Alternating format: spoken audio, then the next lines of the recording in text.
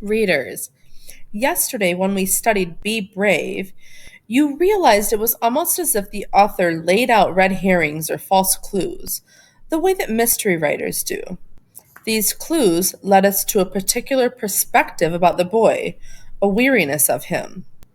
First, we were suspicious of the boy. He snuck around the alley all bent over, and he looked around sharply at the sirens. And we were unhappy with him when it seemed like he was defacing buildings, staying out all night, and making his mother unhappy. Remember how she kind of rolled her eyes and looked at her watch as if she was thinking, once again, you're doing this? And what's important here is we didn't sympathize with the boy because we had no idea what he was thinking or feeling. Today, I want to teach you that one way authors control readers' sympathy for a character is by giving or restraining access to that character's inner thinking. When readers have more access to a character's inner thinking, they tend to sympathize more with that character. Readers then can investigate which characters they sympathize more or less with and why. Let's go back to our read aloud text and try this out with our story. I'm going to reread a section. Will you think about which character you sympathize more with, the dad or the boy, our narrator?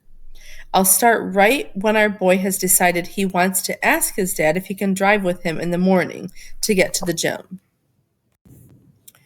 Wander into your cramped living room after dinner that night.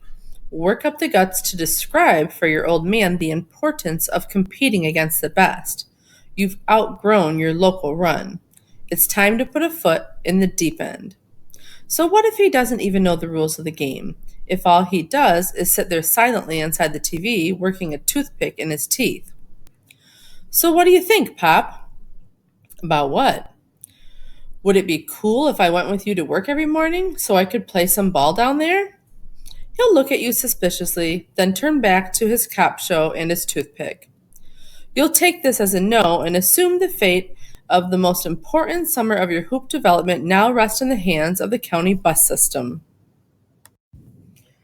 So, readers, with just this part of the text, our perspective of the dad is that he seems pretty tough, even harsh, while the boy seems like a good kid, determined.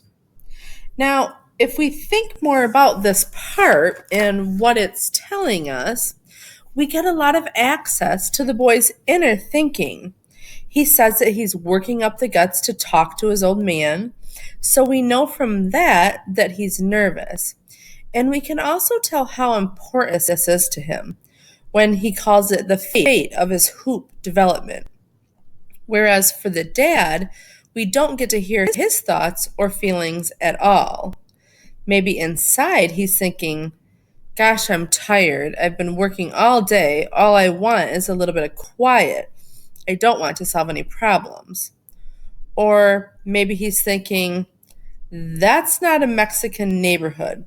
I'm not sure my boy should go there. What if the police hassle him?